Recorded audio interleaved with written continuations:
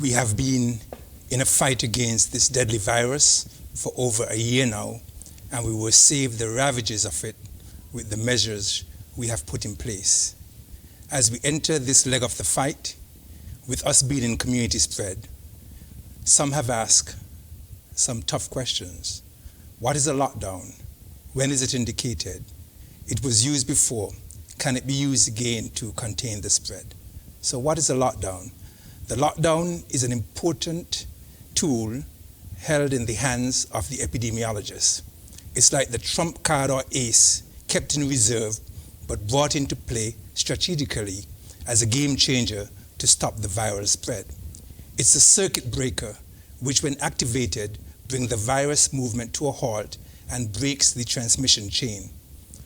Ultimately, this circuit breaker can stem the transmission of COVID-19 and disrupt the infection peaks. But remember, the virus only moves with our help. The lockdown is therefore used to restrict mass movement and gatherings to stop the spread of infection and ensure the capacity of the virus to move from person to person is limited. We can voluntarily wear a mask, social distance, hand sanitize, and get vaccinated to prevent the movement of the virus, or government can impose curfews and lockdowns to stop its movement. What is the science behind the lockdown? The lockdown is aimed to reduce the reproduction rate or R number of the virus, or to reduce the number of persons each confirmed case can infect. The larger goal of any government is to keep the R number below 1. That is, each confirmed case infects fewer than one person. If the R number is below 1, say 0.5, then 100 persons may infect 50 who may infect 25, and this will continue to decrease until the virus disappears. On the other hand, if the R number is 2, then 100 persons may infect 200 who may infect 4, leading to a significant increase in the number of cases and eventually an overwhelming of the healthcare system. So what's the public health decision re-lockdown? The evidence is clear that this circuit breaker or lockdown is an effective tool that can suppress the COVID-19 pandemic.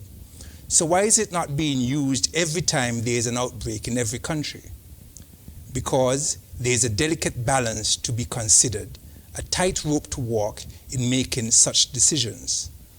From the strict standpoint of controlling viral transmission, 1, a 14-day lockdown will break the virus transmission cycle and the cases will fall, because if people do not move, the virus will not move and the R number will fall below 1. 2, it gives contact tracers and the healthcare system time to catch up, provided the restrictions are enforced and people follow the rules. And 3, these circuit breakers also affect the size and timing of the infection peak. The lockdowns can push the peak of subsequent waves of infection into the future, like 2-3 months down the line.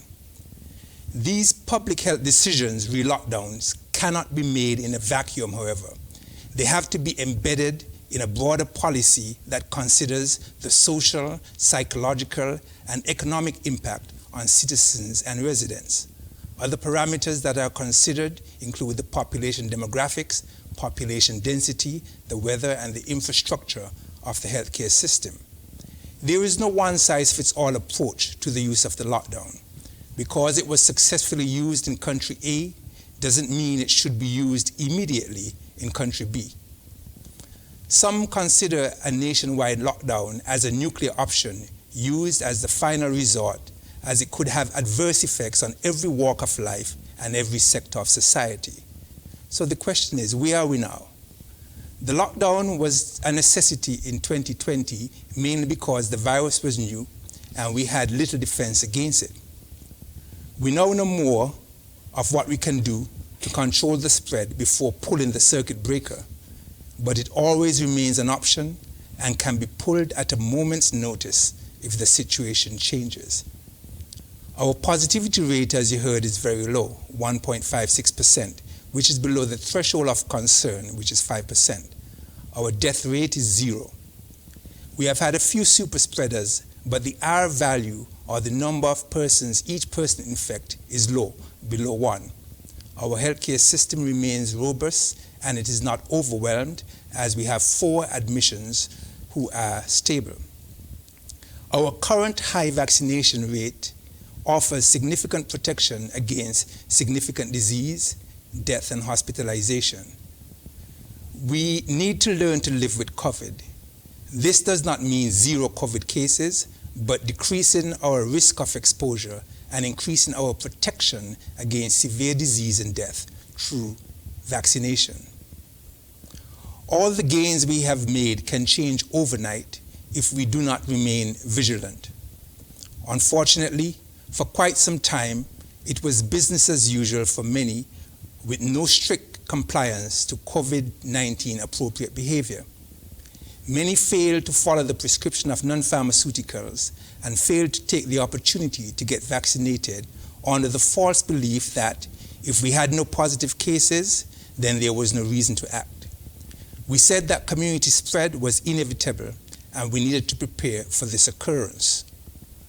We are now in community spread and most likely on the upstroke of the wave of the current infection. We may therefore see more positive cases over the next few days as we continue our contact tracing exercise until we plateau and come back on the other side of normal. Since the outbreak of community transmission on May 19th, we have had 8 recoveries from the number of cases we've had. The CMO just said we have 66 active cases and 4 are hospitalized and stable, and we have had 0 deaths. Most of the cases identified were through contact tracing, and several were linked to a common source. Most were either not vaccinated or only recently received 1 shot. Those persons who had some degree of protection have little or no symptoms. What is the general way forward? Faced with the current crisis, we have to strike the delicate balance between limiting infection spread, protecting the health services, and maintaining the economy. The emerging evidence is that the AstraZeneca vaccine is 63 to 83% effective in decreasing viral transmission. It decreases the risk of severe disease and death significantly. We can stop the spread of the virus by getting more persons vaccinated. We can stop the spread by strict adherence to wearing a mask and social distancing. We can do these things voluntarily or be forced into a lockdown if we allow the situation to get out of control. Everyone across the Federation needs to follow COVID-19 appropriate behavior. If everyone follows the COVID-19 appropriate behavior, then it will be easy to curb the spread of the virus. This needs to be enforced at all levels, the individual, community, businesses, and government. The epidemiological triad has 3 factors, if not properly managed, can drive a disease number up. And these are the agent, the host, and the environment. The agent is the virus, which is relentless in its attack, and our attack and defense must also be relentless and sustained. There is no room for complacency. The host, that is you and I.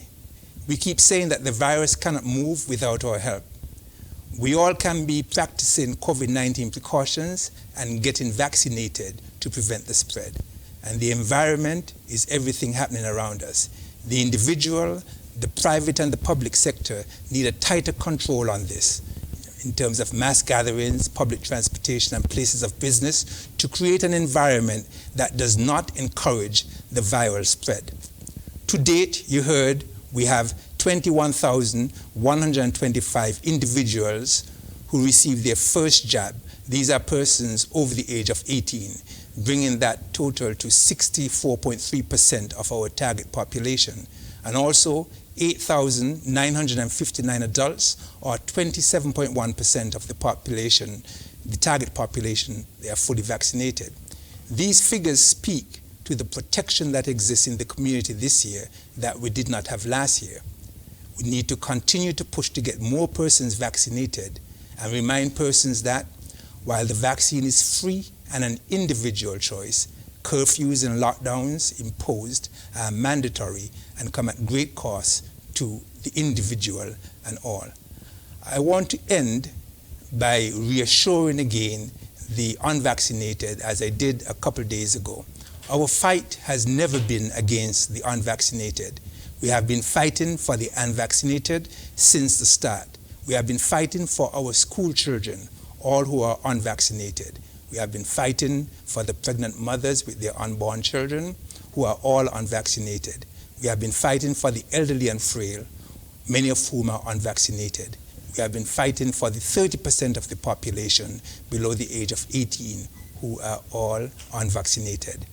The fight to reach herd immunity is a fight to protect the unvaccinated in our community. What we are fighting for is to have a significant proportion of the population vaccinated to protect those who cannot be vaccinated. Everyone, as I said before, deserves a fighting chance and a lifetime. Those who cannot be vaccinated can be given this fighting chance and the opportunity of a lifetime by you who can be vaccinated going forward and getting vaccinated to protect them. Don't wait until you test positive or your business is about to close because of viral exposure to ask to be vaccinated. Go out tomorrow and get your first shot. Go out tomorrow and get your second shot to be fully vaccinated so that we can get back to some sense of normalcy. I thank you.